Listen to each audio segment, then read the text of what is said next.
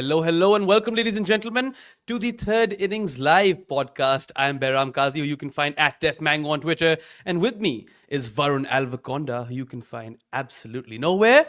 And what a day of Test cricket we have witnessed, Varun. I still can't believe that this is real.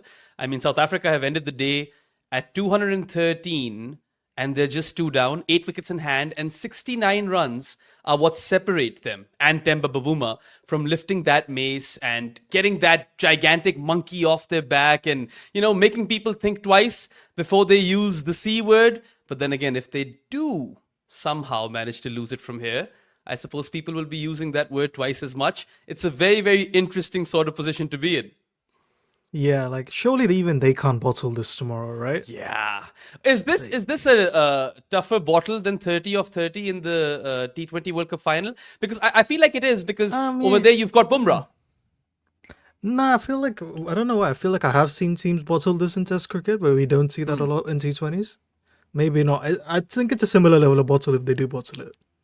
Yeah, I suppose so. But honestly, I'm very pleasantly surprised as is. No, actually, I know that the conditions. No, it would be worse because over there it was a set class and there was no batting, right? Yes. Here they have 8 batters in hand. That's true. Yeah. I mean, 69 runs with 8 wickets in hand and 2 set batters out there, and Aiden Markram and Temba Bavuma. I honestly, my acumen or conventional wisdom is telling me that this is not possible. They can't lose it from here. But then, as someone pointed out in the comment section, Mookie, only South Africa could lose from here, I suppose. But then again, I don't want any negativity today. I feel like we need to sing the South African song as much as we can. And one thing that we obviously do need to talk about first up is that, Varun, look, the surface flattened big time today. We had 2 14-wicket days on day 1 and 2. And today we only saw 4 wickets fall, right? And the surface flattened, the sun was shining bright. Yes, some balls stayed low and the ball was actually getting to turn viciously off the rough. But then again, there were no real demons, I suppose, in the surface. And I mean, they should have never been chasing 282 in the first place. Yet, South Africa are the team that finds themselves in a commanding position. Yeah, when the I forgot who it was, Stark Hazelwood and the Stark Lion partnerships were happening. I didn't really know whether the pitch was flattening out or was the ball soft and the bowlers tired, right? So I was still a bit apprehensive. Then the moment South Africa started batting, the moment Wiaan Mulder started making runs, I knew the pitch was flat. Yeah, that's true, actually. Mulder goes on to make 27, and he was looking quite good as well. Ends up kind of throwing his wicket, right? But then again, Australia yesterday were down to 73 for 7. They had a lead of 147 at the time. For them to actually post a target of 282 was mind-boggling in the first place, right? It never should have happened. And South Africa really, I feel like both the Alex Carey and Stark partnership, which was 61 runs strong, and the Stark-Hazelwood partnership, the 10th wicket partnership, which lasted for 59 runs, those really, really dented South Africa's chances, because 282 on any sort of surface, maybe not the flattest of flat decks, but it's not an easy target to chase in Test matches, right? Fourth innings, and you've got a 280 plus target, it's always going to be challenging. Yeah, we haven't seen a lot of chases historically, right? For some reason, it's just gone on overdrive in the last 4 years. Yeah. We've it seen has, so and many even of at those Lords. England, Baswell, Gabba. West Indies chased 395 in 2021 as well, right? Did they? Yeah, maybe Bangladesh. Yeah, against Bangladesh. The Kyle Mayers test match. Yeah, we've been seeing that more frequently. Also, I was looking at the highest chases at Lords, and there was that West Indies one in which they were 344 for 1, and that's the record.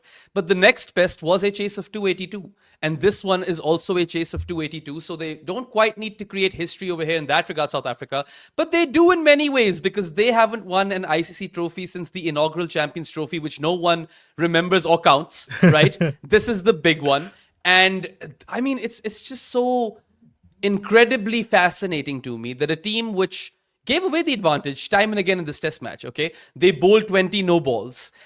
They never reviewed Bo Webster in the first innings when he was on 8. That man goes on to score 72. Australia get to 212 where they should have ended with 150. And then even in this third innings, right, where Australia were batting, they had them at 73 for 7. Australia post 207. And then they dropped Stark, or Marco Janssen dropped Stark when he was on 14. Stark walks off unbeaten on 58. It's a streaky innings, but he bats time. He faces 136 deliveries, and he ensures that we get to see day 4, basically. And yet, they have been able to eclipse all of those howlers. And over here, they've basically got one hand on the mace. Yeah, I think was it Alok who was joking that it was a 40 chess by South Africa to let both of them bat, so they're tired and they came on sport. Right? And they get the Because best they looked of the batting exhausted, all of them conditions. did. So Right? I feel like in hindsight, we can say that the toss really mattered and it was a genius call by Temba. I was originally, a bit apprehensive because I instantly thought that, Zimbabwe elected to bowl first, and then at Trent Bridge, it Zimbabwe, was a South flat Africa. deck. Oh, Yeah, right, never mind. Zimbabwe. Yeah, at Trent Bridge, okay. and it was a flat deck. I was Yes. worried, but then instantly South Africa reassured everyone that this was the correct call, and they've gotten the best of the bowling conditions and now the best of the batting conditions. This is by and large the best time to bat out there. Think of it this way: Yep. Australia go on to post 207, right? Stark and Hazelwood look almost invincible out there. Hazelwood is uppercutting and whatnot. And I was like, damn, they're going to play till lunch. And they did technically play till lunch. So it is Yeah. remarkable how many ebbs and flows we've seen in this single World Test Championship final, which for me is already the best World Test Championship final. Yeah, easily, right? It has to be, I think. Even though it's only been 3 days of it. And we haven't really had a massive rain interruption, fingers crossed, Yeah. as well, right? No, I mean, That's probably been you the big one. mentioned you mentioned how there is rain forecast for today, but it was at night, right? So if Yeah, there it's is now- overnight it's rain, at some point this evening. if there is overnight rain, do you think things could get really tricky for South Africa tomorrow? I even if there is rain, I feel like that's not going to happen because the ball is soft, right? And it's old. And I mean, Australia are a bit deflated, but like we're saying that if there's any team that can bottle it from here, and that's South Africa, if there's one team that can win it from here, it's got to be Australia. Yeah, if anyone can do it, but they can, right? Right? Yeah, absolutely, man. But anyway, 282 runs. They're 213 for 2. There are 2 batters who have performed exceptionally well. Who do you want to talk about first? It's got to be Aiden Markram, isn't it? Yeah, I feel like it does Yeah. need to be Aiden Markram. We were Dismissed saying for a yesterday, duck. right? But the only way South Africa have a chance is Markram does his once in a year things. He did do a once in a year thing. He did. He did. He turned up when it mattered most, man. And when he's on song, there are fewer batters who are more attractive to watch bat, right? Aiden Markram is an absolute delight to watch, just do his thing and apply his craft. And I mean, he had his punches off the back foot, which are very Aiden Markram coded. And then the straight drives, a scintillating square drive as well, which was probably one of his best shots. His best shot was definitely that late cut that he played versus Yeah. Stark. And then he plays another one versus Webster later on, right? And then he flicks some off his hips and off his legs. At times he's edgy, and at times he looked a bit wonky versus spin, right? But that's the only time where you're feeling iffy about Aiden Markram. And ultimately, it's a chanceless knock, and he goes on to score his 3rd fourth innings 100, which is a record for South Africa. It's the 2nd most fourth innings 100s for them. Number 1 is Graham Smith with 4 fourth innings 100s. And then also, just the occasion, the gravity of the occasion. Sure, the conditions have eased or whatever, but this is a World Test Championship final. And your team is, stacked against the odds, or the odds are stacked against you. And then you come out and you slam that 4th innings 100, and you're the senior player, and you take all those crucial singles on the leg side. Let's not forget those. It was just a masterful knock. It's an all-timer knock for me, honestly. And yeah, he's etched his name on the Lord's Honours Board, and this knock will be remembered for years and years to come. Yeah, it's an incredible knock, and he loves batting against Australia of all teams for some reason. Yeah, it is So interesting. he's averaging 65 versus Australia. When his career average is about 36, right? Yeah. And what's his away average and his average in England? Because those numbers are pretty sorry looking from what I don't know if recall. this is updated, but it says it's 23 is away average. It might be slightly more now after this. Perhaps. If you actually Oh, go sorry, to this the... is the neutral test. Sorry, yeah, it would be more than Oh, that. yeah. Yeah. And what about his average in England? Before this was 34 point. No, it's not Okay, can't be actually. 34.5. No, it's 34.5 including the innings. He made 16, 14, 6 and 0 before today. Oh, well, there you have it, right? And Yep. he is like a moments cricketer, I feel, because he's very similar to KL Rahul in a way. Because these guys, in Test cricket, mind you, because Yeah. KL Rahul is phenomenal in ODIs. I feel like these guys will turn up every now and then and have the entire world hooked and talking about their knocks. Like similarly, when Markram scored that 80 odd versus India, was it a ton? It might It have was a been a ton. ton, It was actually. a ton. It was It like was 106 100, of yeah. 103, I think. Yeah. And he was Yeah. just like absolutely smashing some of the best bowlers all across the park. And of course, this was a bit easier because of the conditions and how they had eased. But let's not forget the pressure. Not only the pressure that comes with the World Test Championship final, Varun, but the pressure of being a South African in that position where you are tasked with the job to rewrite history and, separate or part ways with that Joker's tag and also get that monkey off your back and finally win an ICC trophy. Those things matter. Yeah, they definitely matter. It's an incredibly high pressure situation. And as you were saying in the group, his celebration was brilliant, right? It was just so so calm, and there was no like, Ice energy cold. or anything like that. This is ice His cold. Like, I'm just celebration. going to do it tomorrow. His celebration basically was giving the sort of energy that, hey, my job's not done here. We've got a test mace to lift. So I'm not going to get ahead of myself or just go out and celebrate like I've won the game because I haven't yet. And that goes on to kind of lay testament to his character. And this is a guy who's been playing international cricket for quite a while. And this is also the guy who has lifted South Africa's last ICC trophy, the Under-19 World Cup, as captain. Can't forget that, can we? Of course, we cannot. We cannot. Yeah, because Yeah, Jared anyway. rates him very highly, right? I think from the World Cup, specific World Cup instant, when we're talking about it, I think he said that like Markram should have been one of the best batsers in the world by now, leading South Africa in all formats and all of that, right? It quite hasn't Yeah. worked out, but hey, I mean, he will cement his legacy if he wins it for them today, right? he's got a couple of really good catches in this game as well. But yeah, I mean, he does kind of cement his legacy as a trophy winner, I suppose. And let's not forget that he was also the captain for South Africa in that T20 World Cup, in which they should have chased 30 of 30, right? But then Jasprit Bumrah happens to them. And they have consistently, both their men's and women's team, they've consistently done well for a while now, right? Like even this team currently, which is kind of an experience, it's not the South Africa of old, which was expected to win trophies, but they have overachieved in many ways. T20 World Cup final for the men's team and two The back-to-back World Cup T20 World semi-final? Cup finals. ODI World Cup semi-final, World Cup semi-final, Champions Trophy semi-final. Champions Trophy semi-final. The women's team has played two back-to-back T20 World Cup finals as well. And now they made it to the World Test Championship final, where no one was giving them much of a chance. Even the odds makers, right? The market had them at 25%. So 1 in 4, which is not a lot, but it's not nothing. And that's what they're proving currently. And you know what? I feel like in order to cement their claim to the Test Mace, they had to have a solid batting innings. And they're 213 for 2, chasing 282 in the 4th innings at Lords. Yeah, because even 1 in 4 for a one-off event is actually quite a lot of odds. It is, Right? it is. It's a fair number, right? It's not a no number. Yeah, like that's incredible for like you'd always want more games in that situation if you're the more dominant side in that case, don't you? Yeah. No, I absolutely agree. Because I And think as like you keep hearing that like the World Test Championship final should be 3 tests. I don't think South Africa win if it's 3 tests. No, it's not. But It's not on a the one-off case. game, anyone can win, right? I actually like one-off games. I know the rationale behind having a proper series. You know, basketball does that in their playoffs where they have like best of sevens right until the final or the ultimate final after the conferences have played all of their brackets.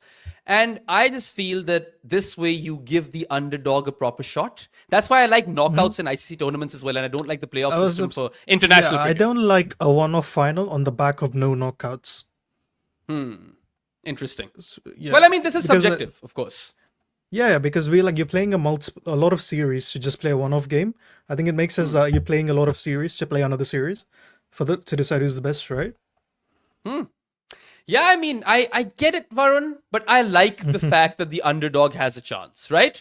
Like, Yeah, I feel like that's completely fair. that gives sport a bit more context because then you don't always have the best team who wins it, right? And sure, you could all have your criticisms about South Africa's journey, but they didn't choose their draw.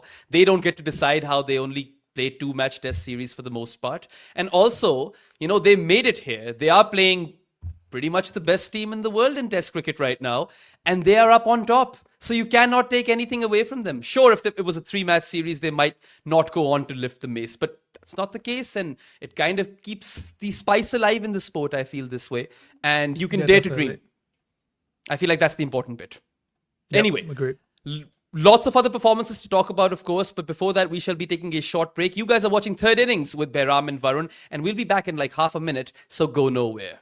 As an international cricket journalist for 10 years, I tell you what, I have got a collection of international SIM cards that I will never truly understand. Now I find there is a company called Sally who gives you an eSIM, and it makes it all so much easier. So if you're planning on making any trips, download your Sally eSIM app, and you can also get a 15% discount if you say good areas, all one word, at checkout. Travel like a pro with your Sally eSIM today.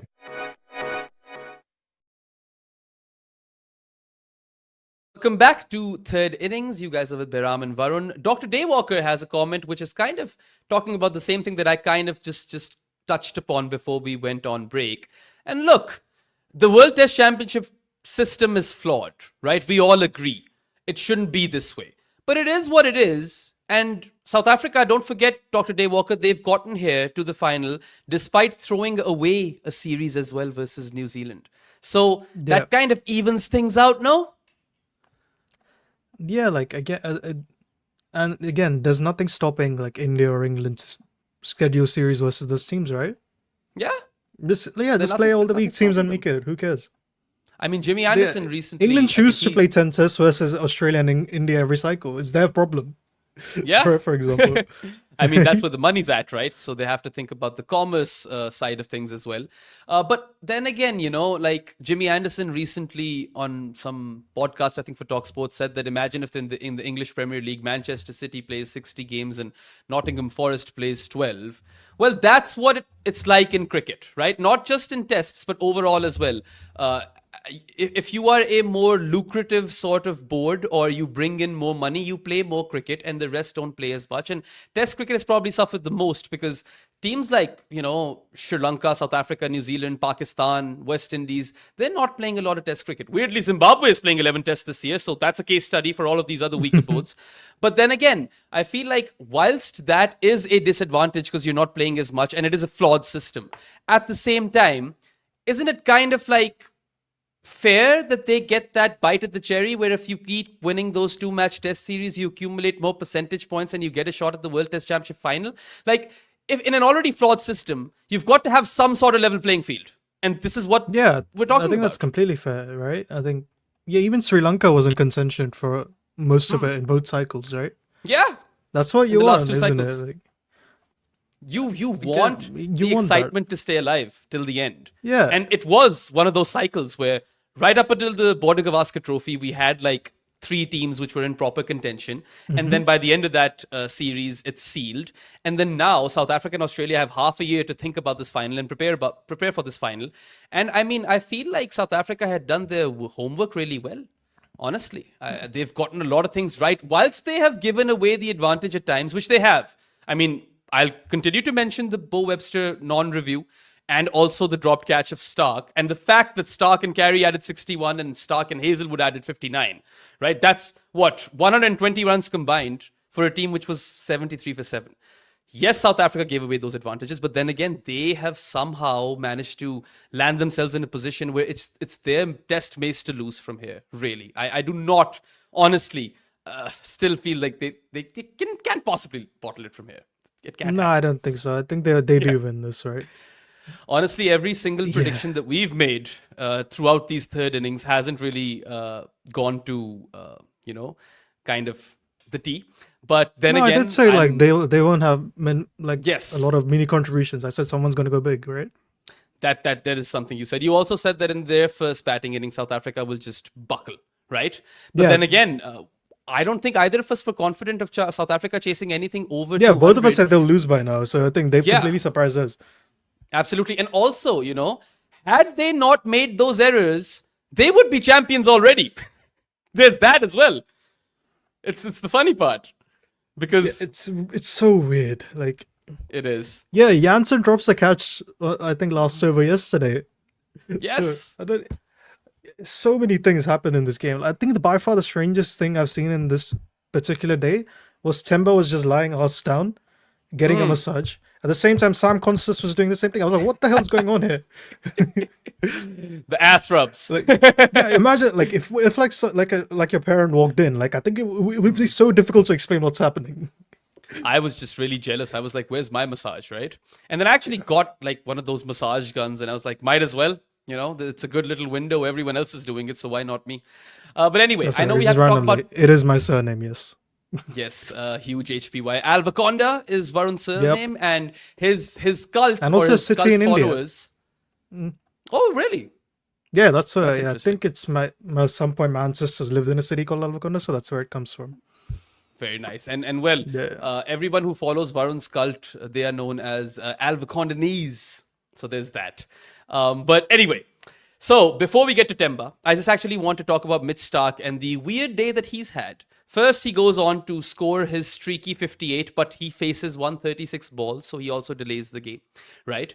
Then he actually strikes twice with the new ball, right? Not with the new ball. He strikes once with the new ball in his second over. He removes Rickleton once again. And then, in his second spell, he comes and he removes Vian Mulder. So Stark's having a great day thus far. And then they just start to pound him. And he ends up with an economy rate of what exactly? 5.88. Yeah, which is flat out insane, man. Like, who would have thunk? It's the dilemma of Mitchell Starc, isn't it? The dichotomy of him. At any First, given he point of time, frustrates them. Starc could be the best bowler in the world or the worst bowler in the world. Yeah. First, he frustrates them beyond measure. They've dropped his catch, so all of his runs hurt them a bit more or pinch them. And then he takes those first 2 wickets, and you're like, oh my God, it's knockout Starc. He's Again, just two not very going random to... balls to get them out. It was a full one, Yeah. like swinging away outside off. But Well, it's when you so rare are- for you to edge a ball that full. Yes, but when you are swinging the new ball, regardless of the surface, your full length deliveries, can yield wickets. And that's kind of what happened, right? Yeah, I can understand that, but like, it was full and wide, which surprised me. It was full at the stumps, I'd get it. Yeah, true. But well, And the other one Rickleton- was the classic, like we've seen the Mulder wicket, the lofted cover drive. It's happened so often in this game. It's so impossible to loft it. Yeah. Man is Yeah, taking like, those important You can't play a catches. classic cover drive on this pitch, right? Yeah.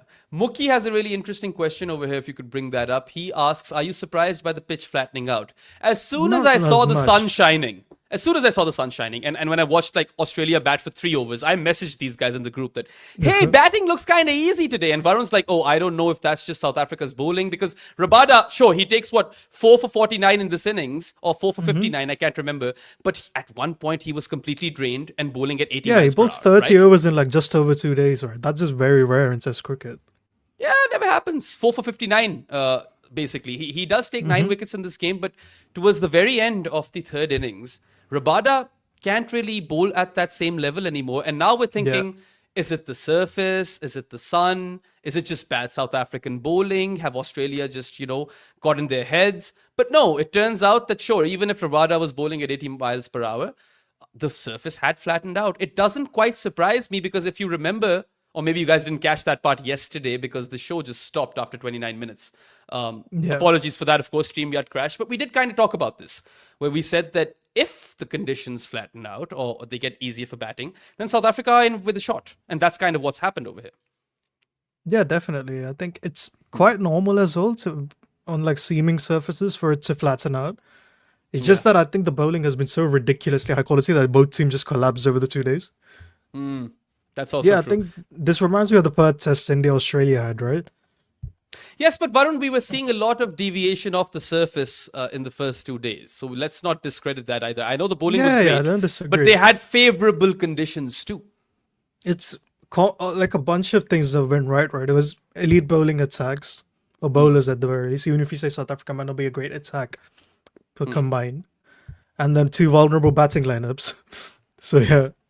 Fair. Also, we've got a couple of super chats. First, we've got Palash Sasidharan, long-time follower of these videos at Good Areas. He says, Markram with his annual world-beating 100. Indeed. Of And course. we're really happy. We're really happy that he's gotten it in this game because it's made for fantastic viewing. Then there are a bunch of non-super chats that I actually want to talk about. Brandon Heim says, as soon as I saw all those catches drop short of the slips yesterday, I knew it was going to be a batting day. That happened today as well. And that's kind of why Steve Smith is wearing a helmet at first slip and standing close. And then he drops Bavuma at 2 and dislocates dislocates his finger in the process. And now Australia don't have Steve Smith in the slips, which is something that will impact them. He's brilliant in the Yeah, slips. they also don't have his tactical nous. That's also true. Because this is a guy who's played 120 plus test Also, matches. that's He has probably 10,000 also plus why runs. slip fielders don't stand close most of the time, right? It's quite dangerous. Yeah, that's also probably why. true. I mean, you are risking or putting your body on the line at that point. Yeah. But the fact that so many of those catches had dropped short, I don't blame him either. It's just that, as you said, he's a veteran. He is an enormous or brilliant slip fielder, has been through the years. And he's a former captain as well. He's a part of the leadership group. Not having him on the field does impact Australia. It definitely does. And then, of course, like, Temba gets a life, and he's obviously made the most of it as well. But before we get to his innings, you've got Sanket Dev over here with a very interesting comment. Says, Nathan Lyon should be disappointed by his performance, or should Nathan Lyon be disappointed by his performance? Balls were keeping low and turning a lot off the rough. I agree with that. The balls were keeping low and turning like a mile out of the rough. Travis Head was getting the ball to turn out of the rough, right? So Nathan Lyon is the experienced spinner in this lineup, and he hasn't really justified his spot, because when it was time for him to shine, he's kind of been absent. Yeah, like it was a very strange spellbound line where he just looked really tough to play, but he was just not getting any wickets, and the balls he was turning would just happen to just go past carry. Yeah. Remember that one time he got Temba to edge one, and the ball just went past first slip. Yeah. So he did kind of get unlucky over there, but then, it's always kind of tricky in that sort of situation. Do you have a first slip? Do you have a second slip? Where should the slip fielder be placed? All that jazz. Another super chat from Dal Khichri. He says, or she says, or they say, I have no idea what's your gender, but you are lentils. That I know. Asks, will be so much fun to see how they screw it from here. Also, this is why I hate English pitches. Flattens out in the fourth innings where nothing happens. I think it will be a little bit fun to see that happen, honestly, even though I want South Africa to win this. When comedy of that level happens, I kind of enjoy it. But also, I don't agree with your second point. I feel like it's amazing how the same surface on which batters were struggling big time is now kind of a flat deck in the same test match. And it's not entirely flat, we've because seen everything, right? Yeah, as we've seen, some balls are staying low, and then we've seen the ball turn viciously out of the rough. So I like variety. Like, for instance, I'm going to quote the Multan surfaces that Pakistan prepared for the West Indies recently, right? And a lot of those rank turners that India have made over the years or curated. It's one-dimensional. The test match is so one-dimensional that from day one, the ball is turning square. I don't quite enjoy that. It's a shootout. I'm fine with the shootout bit, sure. But then again, you want to see different kinds of players, dominate the game in different phases. And I'm very happy with the surface at Lords, honestly. Yeah, I think that's why we keep saying on this channel, right? Like the difference between extreme pace-friendly surfaces and spinning ones is the pace ones can flatten out, as we've seen in this test. Yes. And as we've absolutely. seen in Australia at times, right? Whereas spinning probably just gets worse every day. That's true. All right, we're getting a few comments saying King Bavuma. So let's not delay this any further. He could go on to become the first South African captain since Hansi Cronje to lift an ICC trophy. And people will remember this one.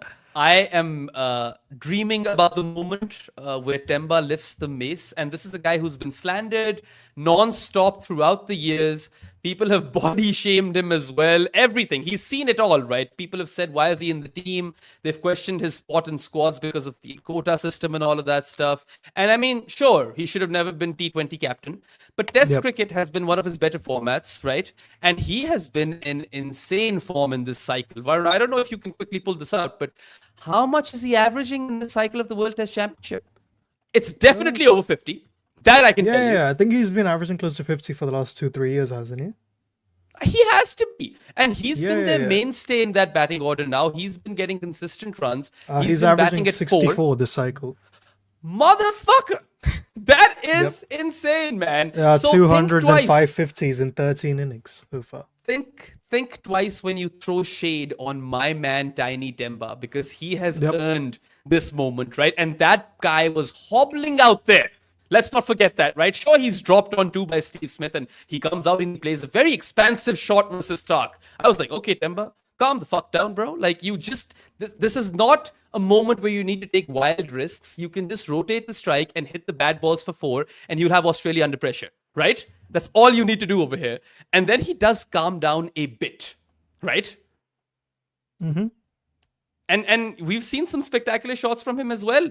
Whilst he's hobbling, he gets to, or he flicks the ball. There's a very good straight drive in there. And then versus spin, he's had his moments. He edges one that we just talked about that nearly goes to first slip, but misses first slip. And then, of course, there's a slog sweep where he nearly gets caught out versus Constas, or where Constas was the fielder. That doesn't Yes. happen. And then he absolutely nails a sweep as well. Temba was one of their best batters in the first innings, and he has scored the most runs in this test match also, if I'm not wrong. Maybe Markram is ahead of him. How many has Sembo got? I think he's just over 100, right? He's like 105 I think or so. something. Yeah. I think, yeah.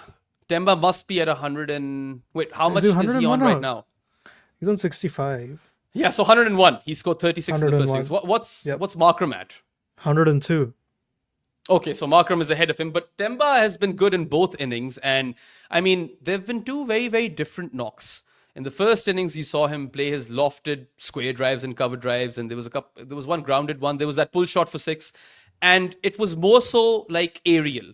Now you've seen a bit of both, where he has kind of, just been a bit more sedate. And let's not forget, he scored his first run on his 31st delivery in his first inning. So he's played these different kinds of knocks throughout the test match. He's the captain. He's hobbling, right? Throughout 26 this singles fourth and 8 innings. twos for a guy who's batted on one leg most of this game. Yeah, dude. I mean, what a story. This is like not quite at the same level as Graham Smith batting with a broken wrist, but it's definitely like one rung below it. Yep, definitely. Right? It's a very brave thing from him to just keep doing it. And I don't think he's made any mistakes as captain either. Maybe the fact that at times he used Rabada a bit conservatively is the only kind of thing I can pinpoint. But then again, you mentioned how that just might be a fitness thing. So, yeah, I mean, the scenes, if Temba lifts that mace tomorrow, are just going to be kind of written down in the golden pages of cricket history. No one will ever be able to forget them. He goes on to become that hero for South Africa, a black South African who has been criticized to the hilt, isn't it? Yep, it would be great. It would be a fantastic moment in history for South Africa and world cricket. Yes, If he man, lifts honestly. it. Why are we saying when he lifts it? Let's put Yes, good vibes in there. when he lifts it, yeah. When he absolutely. lifts it. Yes. We all want Temba to lift the trophy. And as Also, Varun rather mentioned, he would do be it than Australia lifts another one. another one, true. Yeah, Australia Yeah. have won too much. They've had their flowers over and over again. There's No more. like Pat Cummins, but just give. I do. And if Australia do win, there are a lot of great stories over there. Mookie has an interesting comment over here. He says, Behram, I think the field settings were a bit too defensive from Temba. At times, maybe towards think the that's end fair. over there. I think that's fair. But also, Mookie, I would like to challenge you. Don't you think Pat Cummins had a bit defensive fields or a few defensive fields? Like at a time where you want to stop the Yeah, singles, why we were why just do talking you about how the have... hell is a guy on one leg taking so many singles? Exactly. Why do you Yeah. have 3 men out in the deep and you're bowling good length? So you are inviting those singles square of the wicket. I was so baffled. I was like, what are you doing, Patty Cummins? This is not the play. You have to stop the singles. You have to add pressure, more dot balls, and then you take a wicket. South Africa will take those singles all day. You've got heaps of time left in this test match. They don't need to try anything fancy. I mean, we've seen this before. Right? Cummins is very defensive as a captain. Like it's He's hard to say that's pragmatic. bad. Yeah, it's hard Yeah. to say he's bad when he's he's won one World Test Championship final and has gotten his team to another one. So it Yeah. clearly does work. It does. Of course it does. And then we also sometimes saw... it just looks ugly, right? That's the issue. We also saw a really attacking fielder from Cummins. Remember that dude who was standing at like silly mid-off? I don't even know what to call that field setting, right? Like short cover? What would you call it? I don't even. Yeah, possibly. I don't It's know. the When guy was who this? is literally standing to the left of the stumps, right like besides them, you know? Oh, that is think short of- mid off. That's short mid off. That's short mid-off, yeah. So short Yeah, I mid-off think is if where I'm the thinking field of the was at. right cricket 24 position, then it is short mid off. So it was interesting to see that as well. But I feel like Cummins dropped the ball with his captaincy today because at times it was just so easy for both of Aiden Markram and Temba Bavuma to milk those singles square of the wicket on either side, either backward point or that deep backward square area. So I was really kind of miffed. I was like, what are you doing? Yeah, it's weird. And also, like, Markram's strength is the cut shot, right? And he was just allowed to cut all day. That's true. Yeah, you don't want Aiden Markram to be able to play that freely square of the wicket on the offside because that's his strength. Anyway, we've got another super chat from Aditya Balal, and he asks, "Why is Cameron Green not bowling?" Cam Green He's just returning came from back. an injury. Yeah. Just returned from injury. He's been bowling a bit in the nets, but we've been told that he won't be able to bowl in Test cricket up until the Australian summer. So maybe in the Ashes, you might get to see Cam Green bowl, Aditya. But for now, he's still on a bit of a hiatus, and he's playing as a specialist number 3 bat in this Test match, which clearly didn't work out for Australia. Yeah, I don't mind it. I know a lot of people are saying that like he isn't in the 5 best batters. I disagree. I think he is in the 5 best batters. But my issue with it was I didn't like him bringing him back in the final. Like think he needed some game time before he got back into rhythm. Absolutely. I think it would have been fine if they played him lower down the order, because that's kind of like, or at number 4 or something, right? But then who bats at number 3? Maybe you go all South Africa and go Bo Webster at 3. But then Webster scored 72 runs for Australia in the first inning. So, like, these are all things said in hindsight, honestly. But one thing that I would really like to appreciate from South Africa is they did not go into their shell today, Varun. They were looking to score runs. Yep, when they agreed, weren't scoring boundaries, start. they were looking for their Rickleton. singles. Yes. Yeah, Rickleton came out positive. Mulder, I thought Mulder's innings was quite crucial, right? In the end. It was. It He absolutely set the was. tone as well. That partnership was quite important to put them in the right foot forward. Yeah. Yeah, no, I also absolutely Timber has agree. never lost a test as a captain. How about that? Yeah? How about that? It's good. It will continue tomorrow. Let's put positive vibes. Yeah, because Dean Elgar was the captain when they lost to India. I think so. It must have been. I don't think Semba because- was in that test. I think he was injured. Elgar quit after that game, right? Like that was his No, final he test retires, match. right? Yes, he yes, retires. yes. Yeah, And yeah. it was a controversial retirement as well. People were reporting some sort of a fallout with Shukri Conrad. But hey, Shukri Conrad will say that I got my team to a World Test Championship final. So who's complaining now? Anyway, Mookie wants to see another Cam Green stumping like Bairstow. You can't see it now, right? Like that's done. It's over. Smith and yeah, no, Nah, Smith's not very good when he's coming in early. yeah, I don't want to see that. Or I actually wouldn't have think the wanted to see that. opposite. I don't think Australia will ever do it, but I think Smith should be the number 5. I'm happy with Smudger at 4, honestly. What humble because pie? Like that's- we said, like, to be fair, we probably do deserve it because we did say they'll lose comfortably by now. yeah, of course. I mean, I'm Yeah, ready to we happily wanted them eat to that win, but I humble had no pie. faith. Yeah, Yeah, I had yeah, no yeah. faith. Though. I will happily say it. Everyone, I think, expected South Africa to just kind of fold, but they've surprised us all, and we're super happy for them. And we don't have egos big enough that we'll be sad if we're wrong. This is more than that. Like, this is the World Test Championship final. It's the biggest day in Test cricket, which comes once every 2 years. And Ibby 16 says, real clowns just upset India not in the final. I'm from Actually, Pakistan. He's from Pakistan, and I'm actually glad India's not in the final because I know they would have lost anyway. So I've loved this test as a neutral. It's funny how all the time I get slander on the show for being mean towards India, Anti-Indian. whereas that has Yeah. and to Indians, whereas that has never even been the case. And now I'm getting the opposite, where now I'm upset because India is not in the final. Love that from you, Ibby. Anyway, When have we that shown kind of that wraps this up. we were upset India not in the final? Yeah, dude. Yeah, we that's what I don't actually get it. had insane coverage throughout the Border Gavaskar Trophy. And if there's one thing that you can expect from good areas is that we value objectivity over everything else. That's kind of how Yeah, we as operate. Emu was said, like I'm glad, I'm so happy to not have an anxiety watching India bat. Yeah. Anyway, we're approaching Of the course. end of this series. And yeah, Mob King, congratulations to you, New Zealand fan. Completely, yeah, of course, fair. It's funny how we created a shit ton of content on how New Zealand can never defeat India. And they were footmarks, they were crick picks, they were like regular live shows, and then they go on to Yep. sweep them 3-0 at home. There was a show in which we spoke about, it was a crick picks, about the greatest test series wins ever. And right after that, this happens.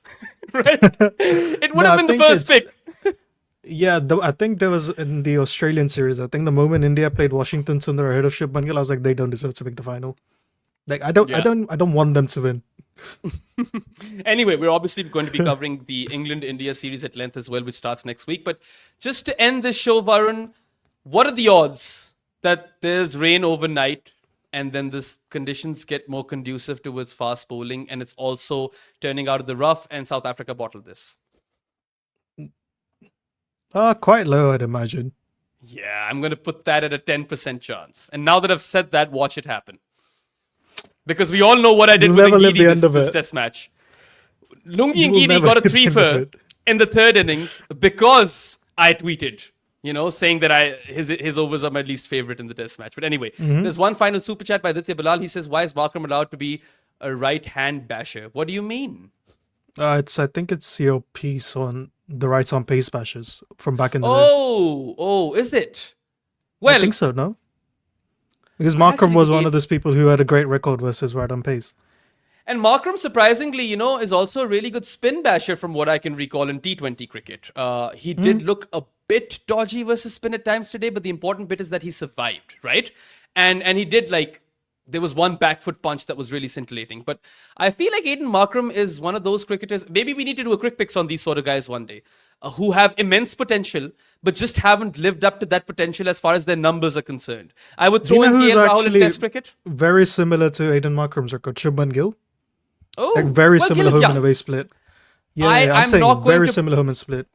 I'm not going to couple those two together because Gill has just that's kind fair. of started out and Aiden Markram has been around for a fair KL right? Rahul And is a good one there.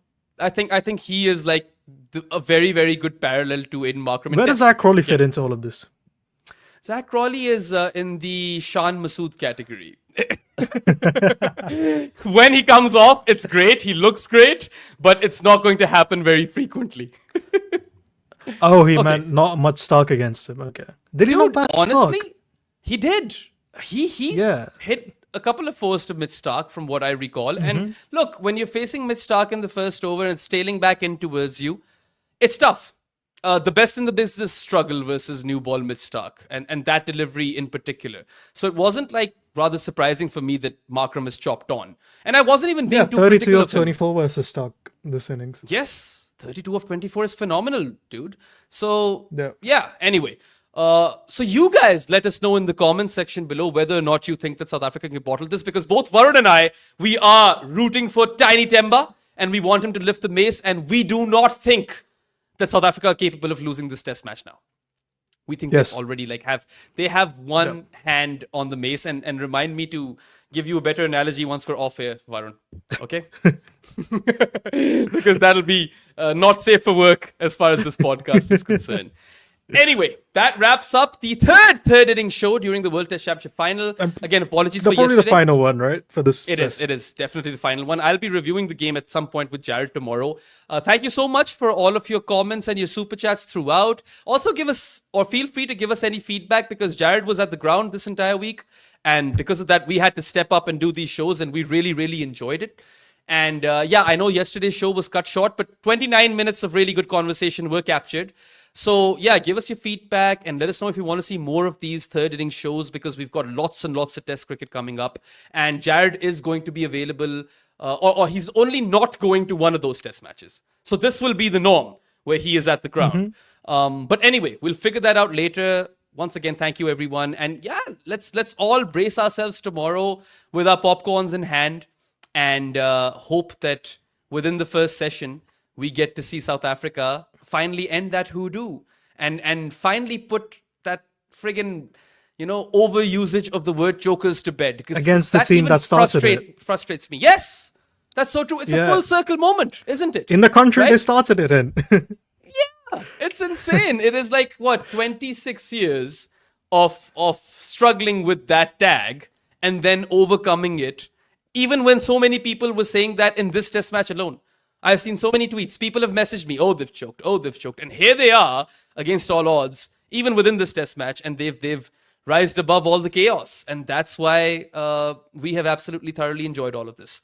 Okay, that wraps up this third innings, and we'll see you guys soon on different shows. There's a Footmarks coming out soon, and then Jared and I will go live to review the game as well.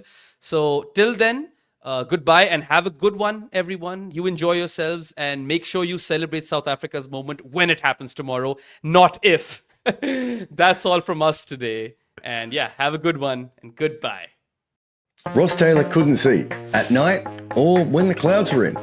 Eventually, he had to see an eye specialist who would fix his eyesight. In the 2 years before the change, he still averaged more than 50 in international cricket. The top level of batting talent can basically see in the dark. That is who we are talking about in our new book, The Art of Batting. Head over and order your copy today.